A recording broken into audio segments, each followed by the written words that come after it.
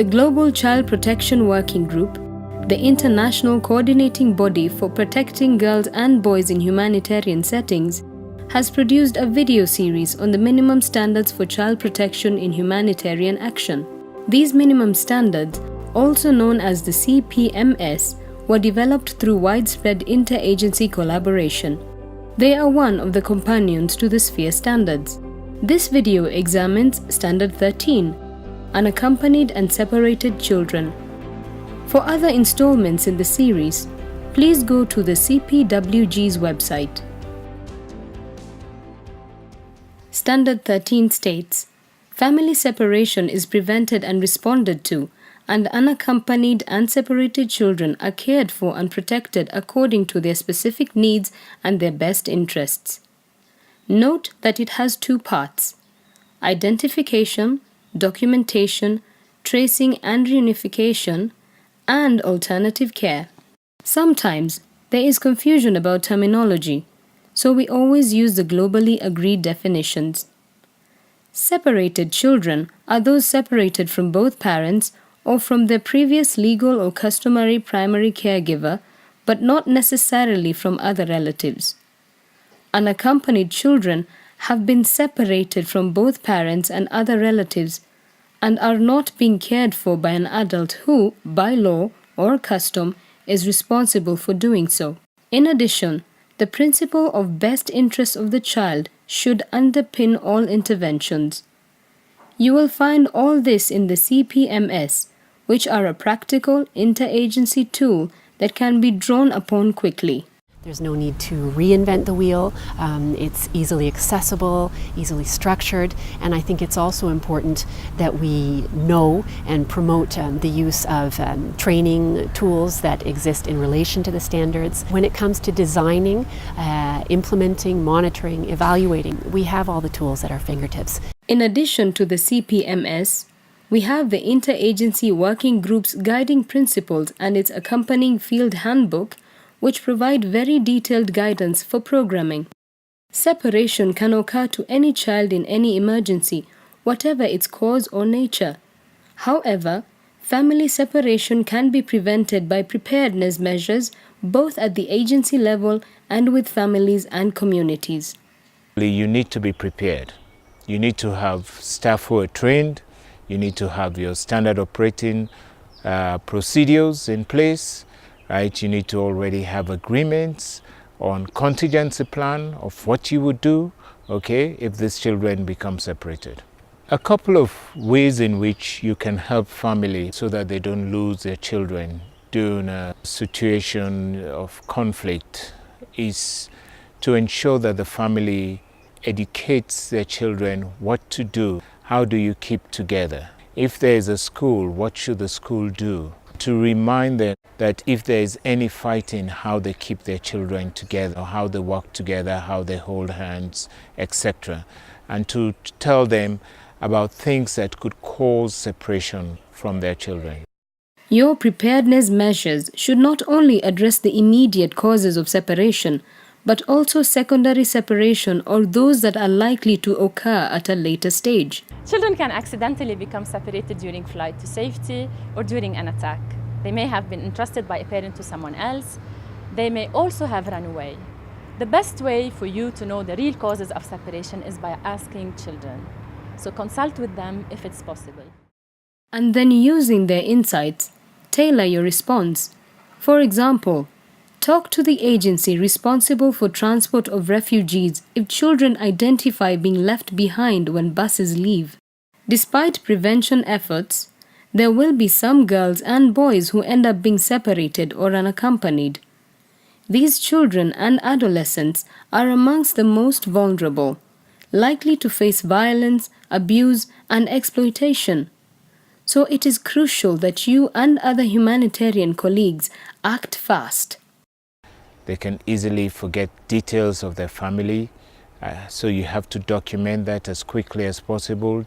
When children become separated, they become attached to other adults and other groups. Okay, they could be recruited to fight in armed forces. They could become exploited sexually. The children could become street children. They could be trafficked. So it's important that we quickly identify those children and provide them with the necessary protection. Sooner we can get messages to family, they can access basic services, the sooner we'll prevent additional separation. When faced with a separation, our first priority is family tracing. We must avoid any long-term solutions until all tracing efforts have been exhausted. Adoption is not appropriate during emergencies. Where alternative care is needed, it should be in line with internationally agreed guidance. The UN guidelines on alternative care are the key guidance for us all. Rather than build childcare centers, we can enable families to care for additional children. We can help them access extra food and provide ongoing monitoring and support. It's really important that the need of each specific child is identified and assessed, and a care plan is developed to really document what are the needs of that child and what's in their best interest. There really should be a range of different type of care arrangement available to meet the specific needs of each child. Unfortunately, in many countries, there is an over-reliance on residential care as the solution for any child separated from their family, and the evidence shows that this is really not in the best interest of children's development and well-being. And so there's a real need to be able to provide other type and ideally family-based alternative care. Siblings should remain together, and where realistic and appropriate, children should be kept within their community of origin. Residential care should be avoided as this increases the likelihood of family separation and can undermine children's well-being. This is particularly important for children under 3. The children also, if they were referred to a center, they should not stay long at the center, because the best place for a child is to stay with the family. Wherever separated children are, we need to keep track of them and monitor their well-being.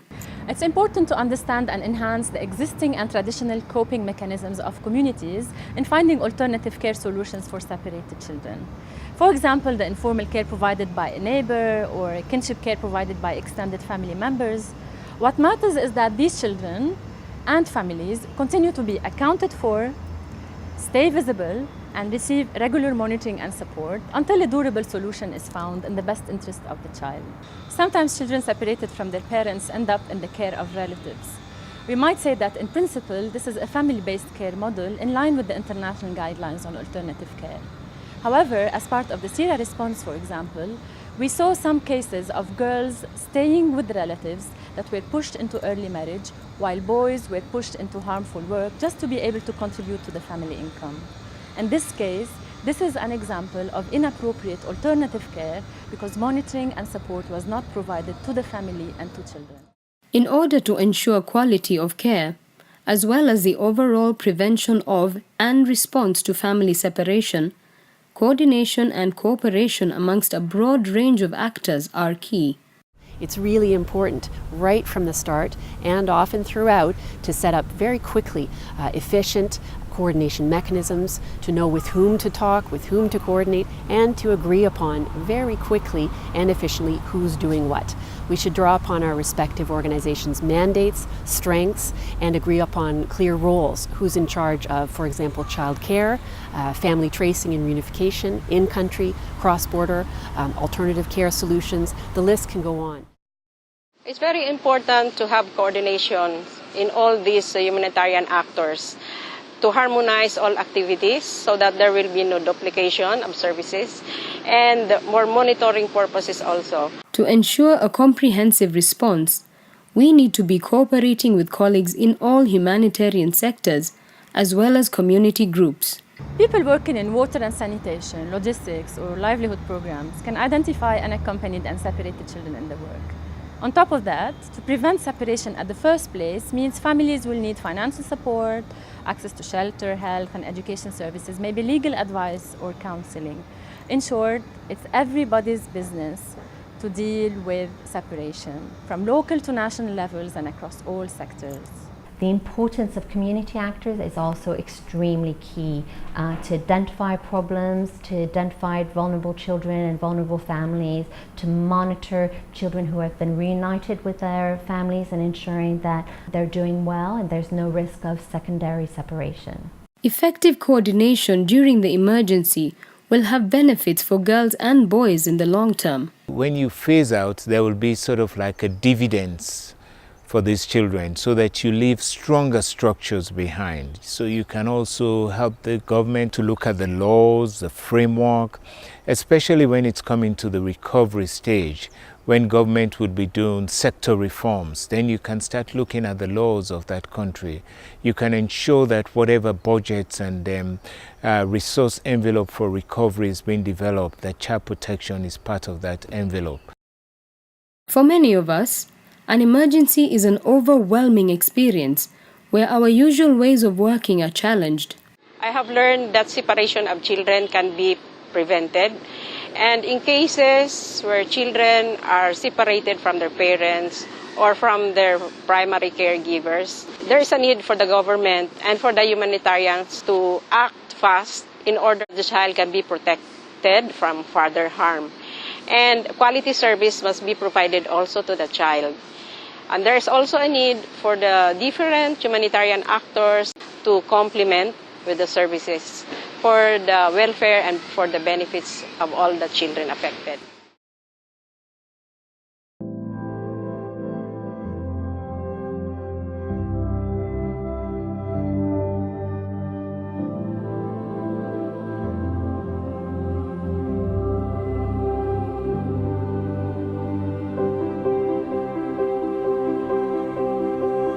Other installments in this series focus on how to use the CPMS and on the specific standards for addressing needs. The CPWG provides support for applying the standards, such as mainstreaming briefs, guidance on contextual adaptation, and training packages. For more information, please go to cpwg.net/minimum-standards.